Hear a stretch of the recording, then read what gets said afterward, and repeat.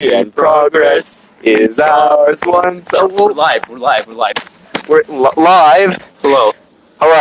We are. Well, I am the Joshua Sodcast, and this is Alon, Goldfinger, and we're coming at you with a live take of the Goldfinger Sodcast. First time in like a year. from my lawn in the style of our Lord and Savior Rick Short. I know it's a while since you've seen me because I haven't been at the Board of Ed meetings. I'm really sorry about that. I'm just not on that anymore. But I know that you're still saving our town from the maliciousness of our school board not putting in additional security measures. So, very thankful for that. Rick Short, I don't know you very much. I just thought this idea was pretty funny, and we have a talking stick too. That's just because all I have is a lavalier, so it has to be on something to make sense. Anyways, yeah, it's been a while. What's changed, Josh? Well, actually, I just want to take viewers back to when we most recently had an episode. That was beginning of this year. The episode was me talking with Josh, now End Pipe, and we were talking about the Human Relations Committee that our town has now to sort of combat racism and create a more diverse community.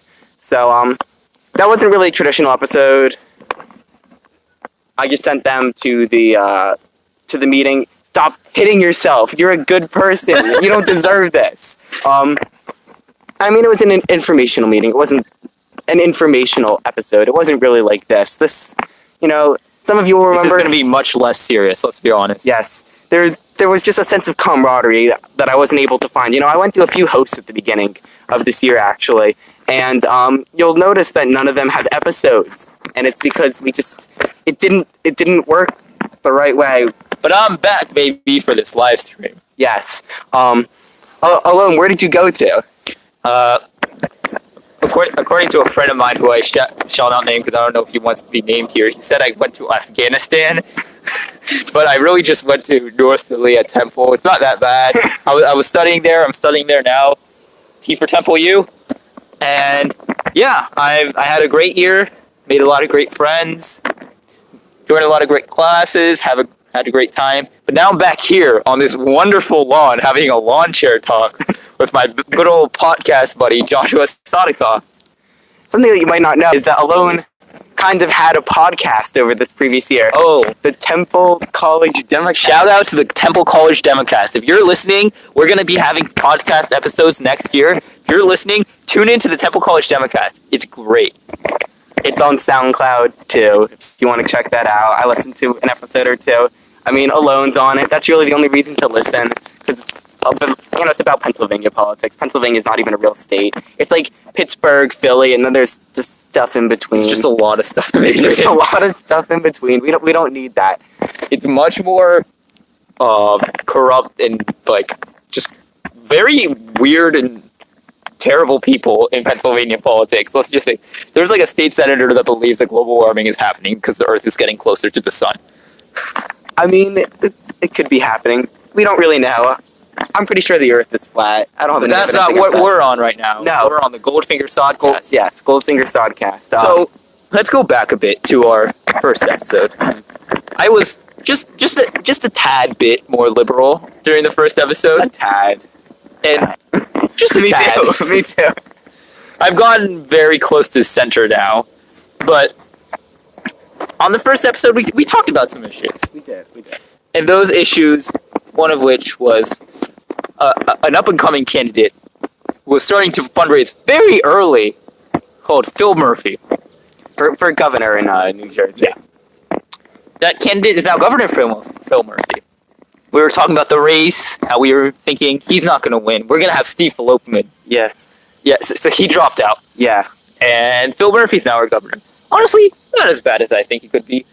Although, I just looked in at the news. I'm in Philly right now, so I'm less in tune with Jersey politics. Well, he's in Cherry Hill right now, but he's usually in Philly. Yeah, I'm usually in Philly for Temple. And I tuned into New Jersey politics, and I just saw that, we were about to have a government shutdown, even though we control both the House, the Senate, and the governorship. So I was very concerned about that.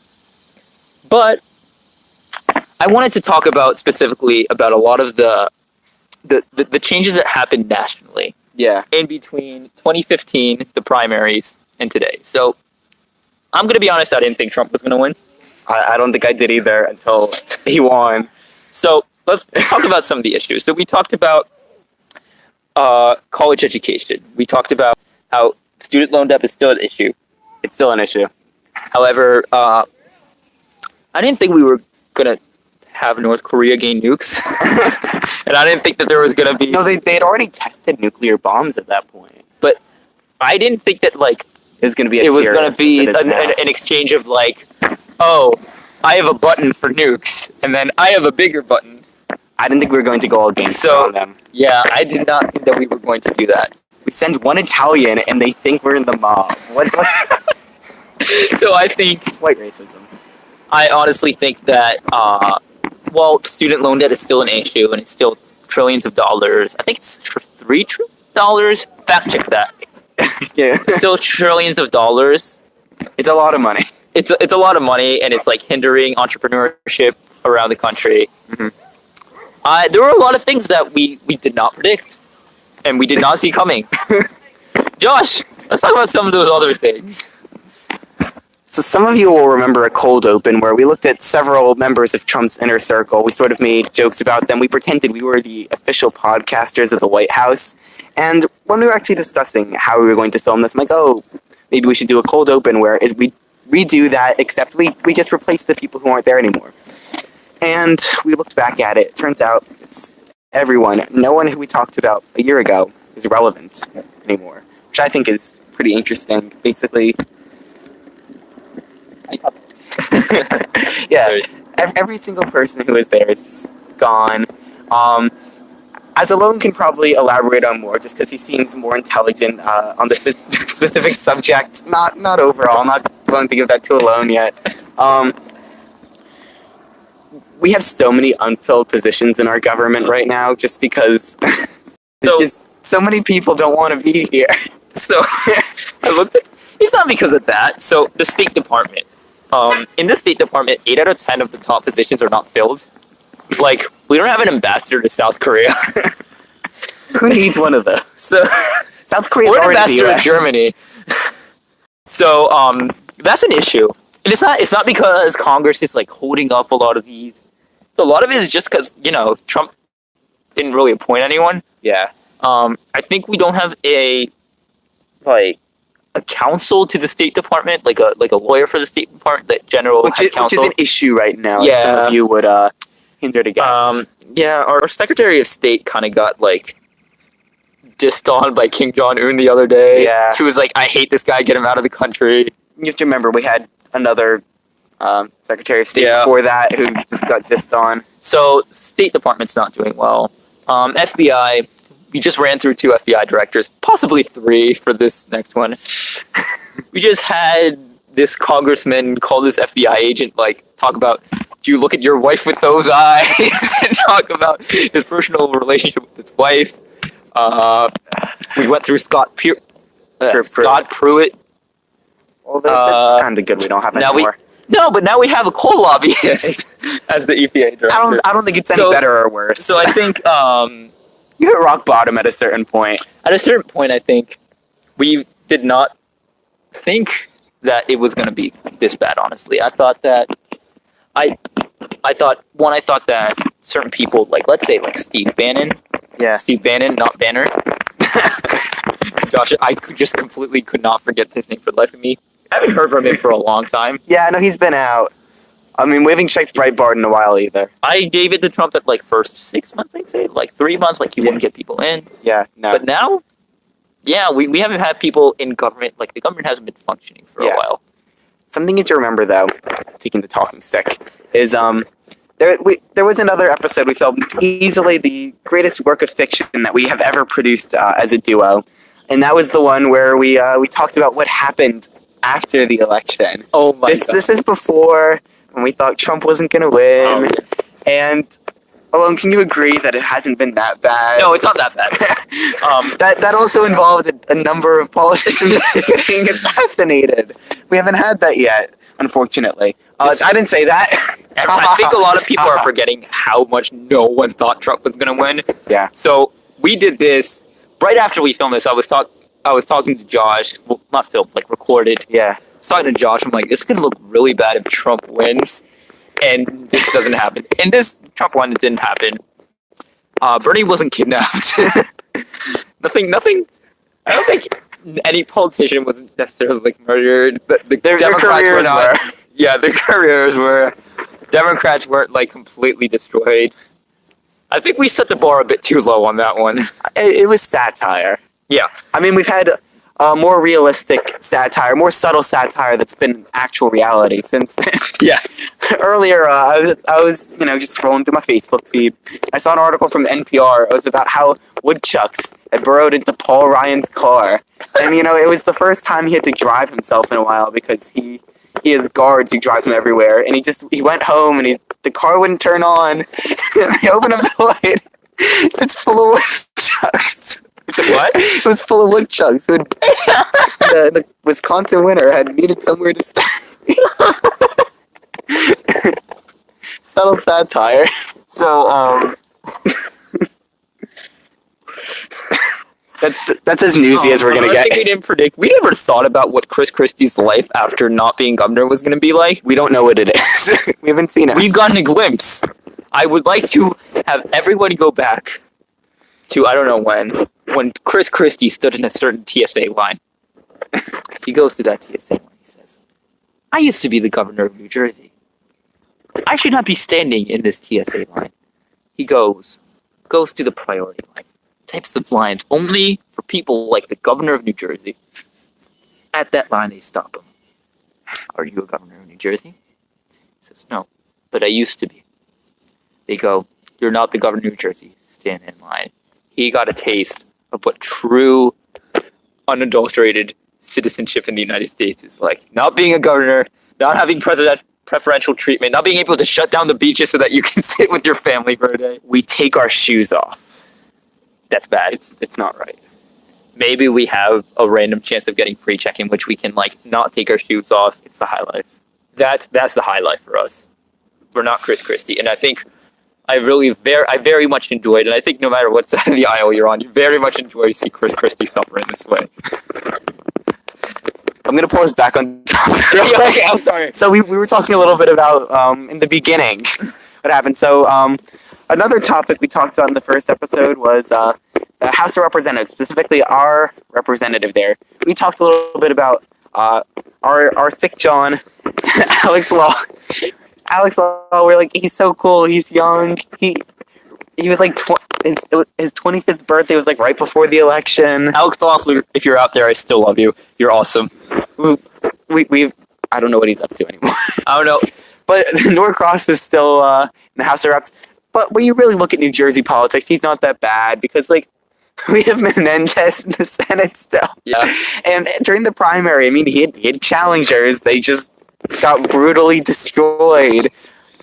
Apparently, New Jersey decided that corruption's okay.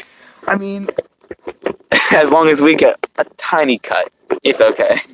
If it turns out that in some form of way, because Menendez is so bad, we get a Republican representing New Jersey, I'm going to be done. I don't think that's going to happen. But I'm just saying, Menendez. If it does, our blood is on your hands.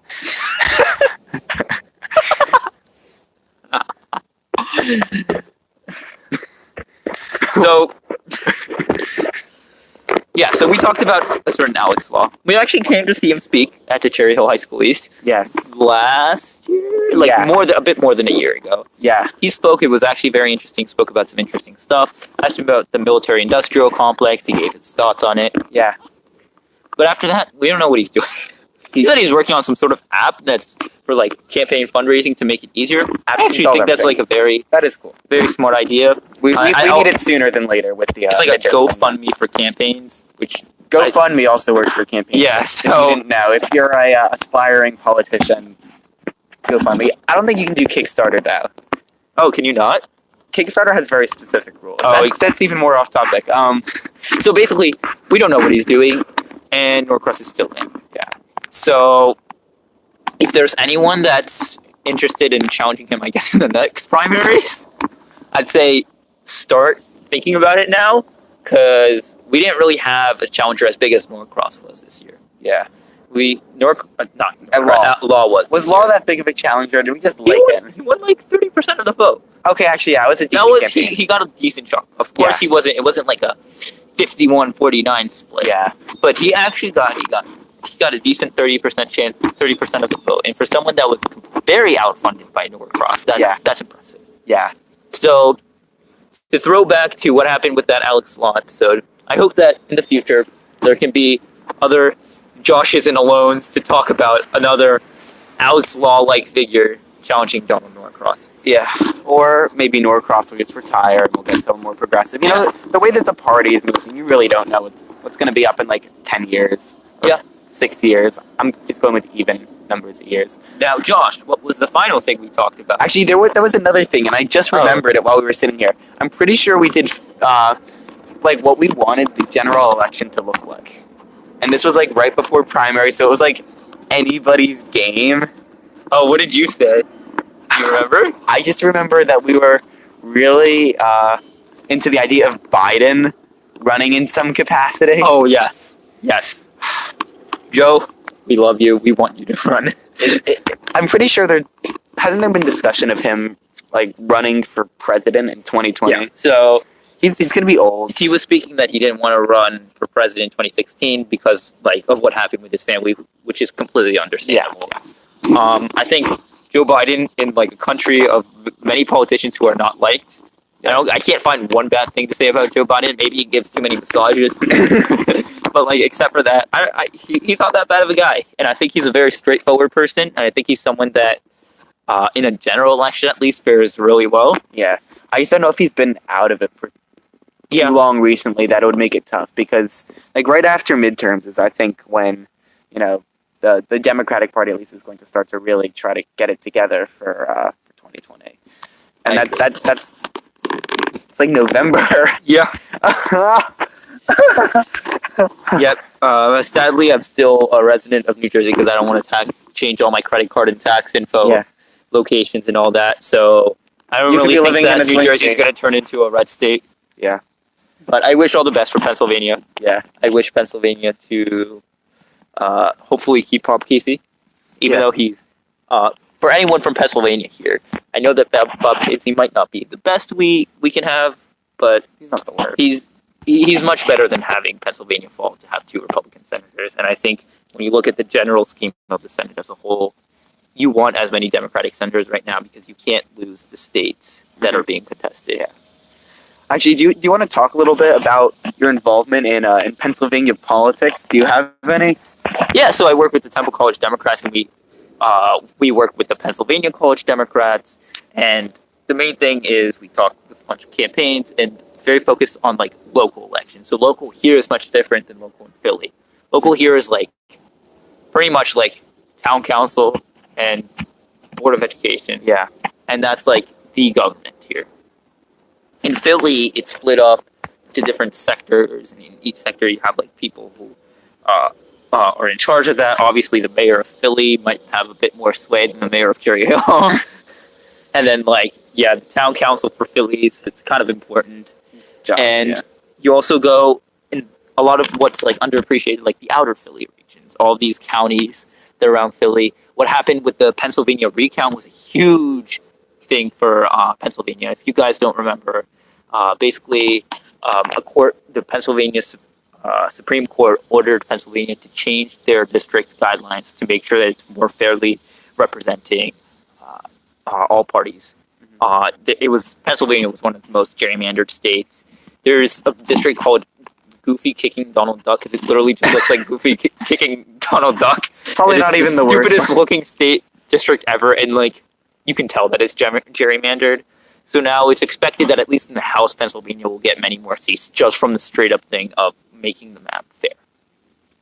And just on a side note, I don't think gerrymandering is like a partisan issue. I think it happens on both sides. I think you look, I think it was in Illinois or Michigan, where Probably. you're going. Yeah.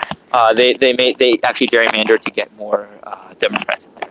So at the end of the day, like Pennsylvania politics has been really shaped up by this gerrymander, and it's basically anyone's game for a lot of districts right now in Pennsylvania because these are new districts that are much more purple and not all fully red or fully blue. And does that move incumbents around at all? Too? A lot of incumbents are actually resigning. There were some, I forget what his name is. Check out the Temple College Democrats to find out the name of an incumbent who actually resigned because he's kind of sensed that the party platform was moving to be a more progressive platform, and many people can say that's like the fault of the older platform for not being progressive enough. I think it's just the changing times.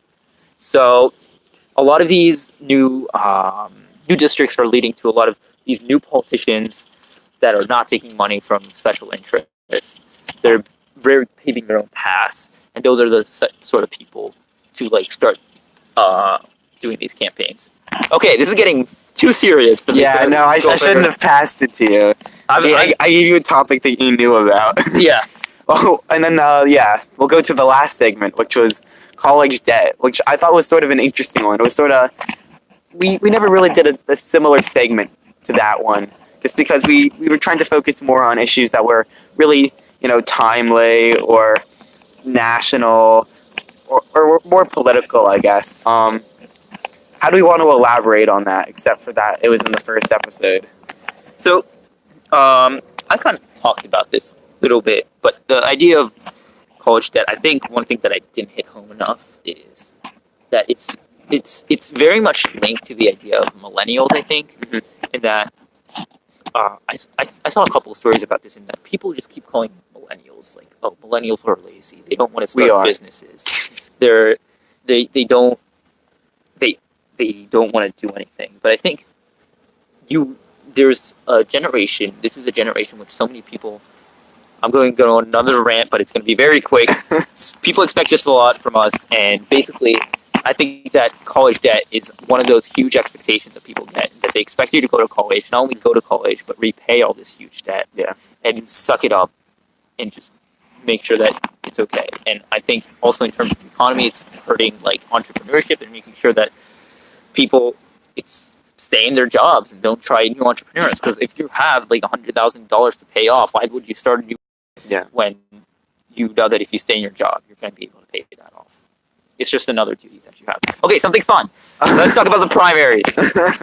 I don't want to talk about primaries. So Bernie lost. I wanted Bernie to win. Kind of still wanted to win.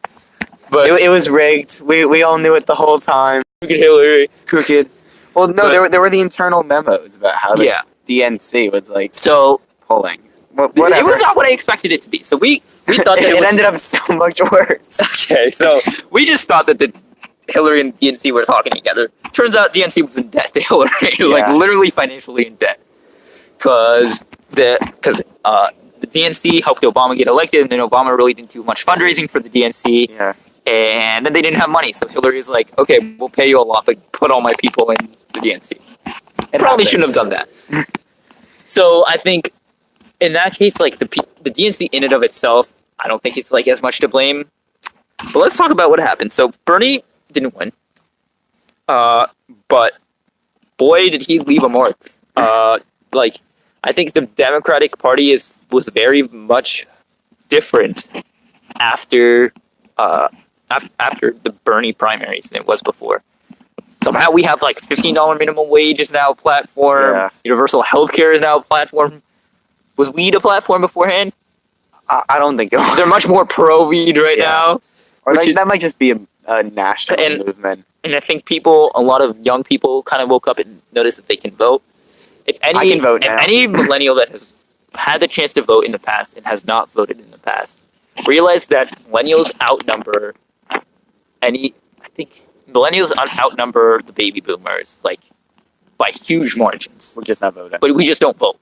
Like if we voted, our votes can be so much different. And honestly, if a lot of the millennials who are very left wing decided that they were going to vote, because I know so many people that say very specific things. They say get angry at Trump and they didn't vote. Yeah. If they voted, we could have had a different future. Well, maybe not the ones in New Jersey, but Yeah. some of the other ones. But even the ones in New Jersey, see who you can vote for in New Jersey. Yeah. Look at your And- if this podcast has taught you anything, look at your local elections. Yeah. Because you can find people like Rick Short. Shout out Rick Short. Or at least paying who attention. care a lot about this and Yeah. can let you know about a lot about very specific issues. Rick Short, we love this lawn chair idea. We really like long chairs. We and, appreciate this. And just to elaborate, if you're in Cherry Hill, there's so many resources that you can use to really learn about like what's up in Cherry Hill, Josh, is there a Facebook page for that? There is a Facebook page for that. There's basically Facebook pages for everything you can be upset about in Cherry Hill. So just stop hitting yourself. For the record, I'm not actually hitting myself. There are multiple insects on me. Josh's bug spray is bad. You know what? I tried my best. He sprayed himself down. Yeah. But like, there's the resources to do what you need to do, and there's the resources to be involved in the community. And I know it's the same way for a lot of other towns. And if it isn't, I mean, everyone's online. Use the internet to do that. I know Eastside this year ran an editorial about how people were they were voicing their opinions online, but they weren't elaborating like in real life. They were just keeping their protest online. And that's the other thing to remember. You have to actually make change in the world. And it's not that tough. Like, our town council meetings are on Monday, and you just show up. Our Board of Ed meetings are on Tuesdays, and you just show up, and you can get your voice heard. This is just a story from Board of Ed this year. There was a woman who showed up, and basically her story was that her son had been doing, I think it was diving for years, right? And the rule had changed at the district level that basically meant that he wouldn't be able to compete, in his final year of high school, like the state championship. Supposedly he was good. I don't, really follow high school diving at all. What do you mean, Josh? I don't know. Maybe I followed a little bit. And, she voiced her concerns. And by the next meeting, they pull out the agenda and they're amending the rule in order to make sure that this kid's able to get to his diving meet. And I mean, That's great. something that I know that we've definitely thought is that like everyone is corrupt and we should just like be watching everyone. But at least like most of local government, at least like the town, for towns like They just want to help the town. yeah, they're good people. They have a vested interest in making sure that the town is as good as it can be. Cherry Hill is a little weird just because we have a little bit of a divide geographically. Yeah. But overall, I mean, they think they know what's best. 08003 is against this. Yeah, you don't have to look back that far in our episodes to find our coverage of that. Look at the past episodes of the Goldfinger Sodcast. I think you can find some very interesting content. Is there yeah, well, where do we want to go from here in the episode?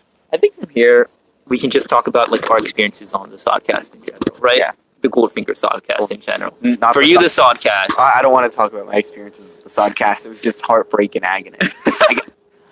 Just to tell you, at the end of last year, during finals week, I didn't really have that many finals, and there were a couple days that I went to the journalism room. As you may remember, our recording studio is a closet. Sorry, gags. The recording studio, whatever. And I managed to get like a decent setup. I got we actually had a microphone. I got it running to the computer. Like, it could have been really cool. And I come back this year and, it just it didn't work out. I didn't have this, I didn't have a loan over here. The computer stopped working.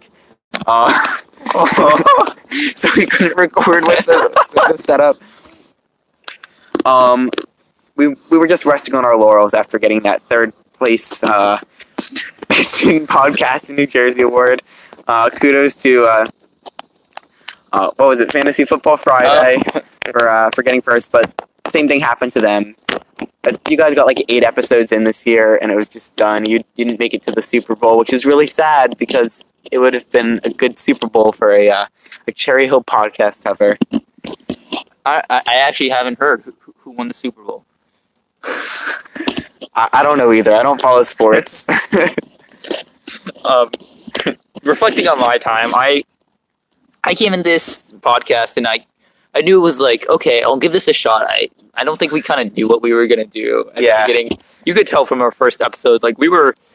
Really? It was an hour long. No, it was an hour and a half. It was an hour and a half. And we had to have an intermission with the game. Yeah. We kind of talked to a bunch of people in Eastside. And we're like, "Have you heard the podcast?" Yeah, but like, I really don't have an hour and a half for the podcast. Yeah, and So we kind of realized that we had to cut it. we had to cut it. So we had to cut it, and we were doing too many things. So I think we kind of found our place with our cold opens, our skits, Yeah. and I think we really found something special. And we got a Give me the stick.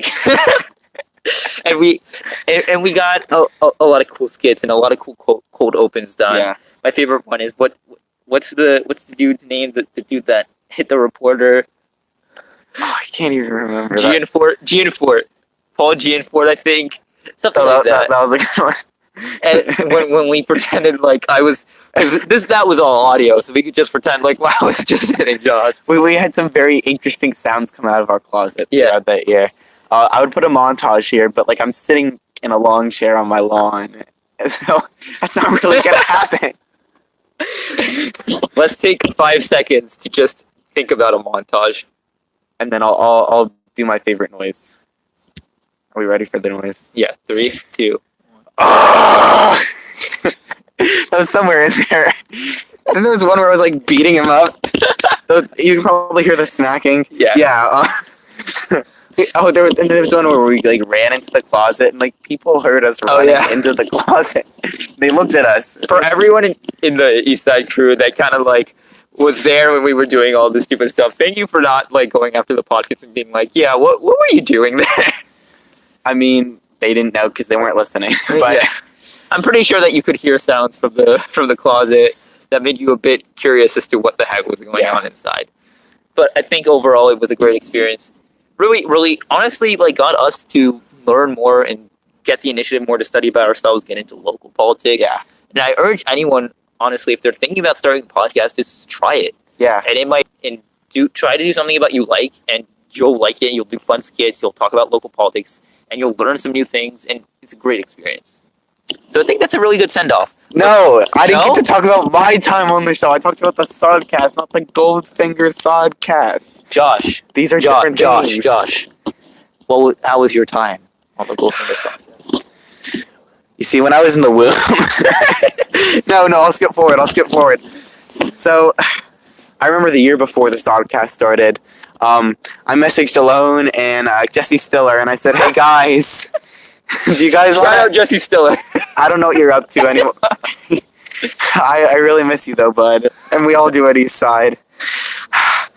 We had cupcakes. Your face. I'm sorry. Shout out to Ben Goldsmith too. Shout out for Ben Goldsmith with those Jesse Stiller face cupcakes. Yeah, we didn't have any good baked goods this year. And I said, hey guys, you want to do a podcast? And that never materialized, but it materialized the next year. And I've always really liked podcasts. I'm like, oh, I'm going to be like all the cool podcasts I listen to. We're going to be like Freakonomics Radio. But We joined a Facebook group with the podcast. I'm still in the Facebook group. I still am too. It's so annoying. I Yeah. might leave. I guess. And, it just... I definitely was more into politics at the beginning than I am now. Maybe this show and my time just being involved convinced me that maybe I was a little bit wrong. Just to elaborate on the personal aspects of this show a little bit, it would be like, it'd be Monday or Tuesday, and I'd text Alon, what's this week's episode going to be? And, we'd figure it out. We'd write up like a short overview, and we'd have to figure out when we were going to meet. And there was always a lab, and we always had to get lunch. And it was always debate. Yeah. The back scene, the just a bit of like background, like the background stuff that goes on in this. It's for anyone's looking like it's a lot of work, and you have to balance it with other things you do. But I think out of a lot of things, it's one of the most fun things. Yeah, no, it was really fun. And like between us, like working together on it, recording it, me editing it, obviously. 'Cause look at this guy. He can't even use his dumb smartwatch. And us promoting it as much as possible to no avail. It's an interesting experience. And if you're interested in communications, or you just like hearing your own voice, It's something you should try out. Oh, and do you like how your voice sounds? I don't know. I always feel like my voice sounds different when I talk into a microphone than when I talk normally. I'd listen back. It to does the a little bit. podcast, It does a little bit. and I'd be like, this person I don't does like. not sound I don't like my voice. I think my voice sounds very, very low in this. Someone is doing live comments. What are they writing? Where is? Oh, it's Arnav Goel. Some of you may know Arnav Goel. He's sophomore in. Well, actually, I guess he's a junior now in debate. Negative coach. Really, really nice young Indian man. Alon, he's your favorite, right? He was your favorite debate freshman. Yeah, I didn't know of any debate freshmen. He can't pick favorites. So Arnav, are you still watching? I think you're watching. Just to answer your question, I'm not in Russia. I'm in the U.S. right now on my front lawn. My brother. We're actually in Russia. We're on the trip for Mr. Trump. I would get my hat from. I should have got my hat from inside the house. So Mr. Trump sent us here, right? And he told us specifically, you have to meet with Mr. Putin. I'm going to be meeting with Mr. Putin later today. And we need to cover it up. All the news attention is on this. All the crooked CNN, MSNBC. God no, they can't know about this. He said you gotta give Fox News the end. We gave him the end, but like we're talking with Putin, we're talking with his oligarchs. We're setting up this meeting, right?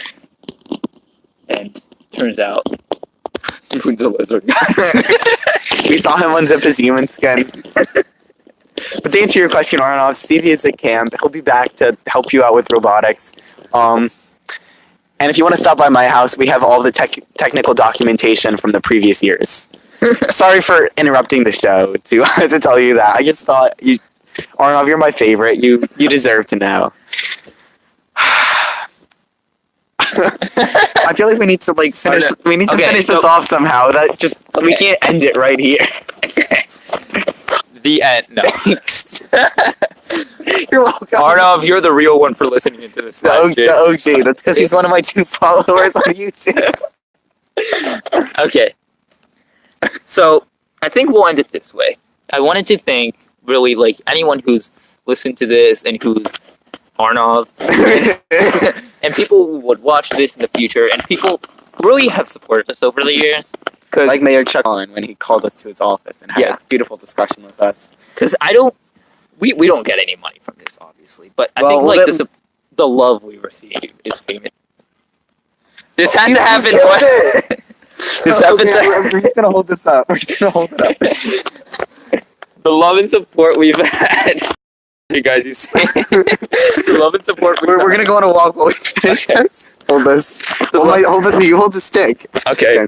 So, yeah. So, I really appreciate everyone supporting us, and I think that throughout the years of us making it, it's really been people coming out and saying that they love the show, coming out and saying that they listen to it on a regular basis. I don't know why anyone would do that, but I don't know why you would do that, and that we make them laugh. I think it gives us reason to continue this show, and I'm happy that over the years we got to be happy to make you guys happy, and I think it also made us happy because we got to make stupid noises and talk about politics.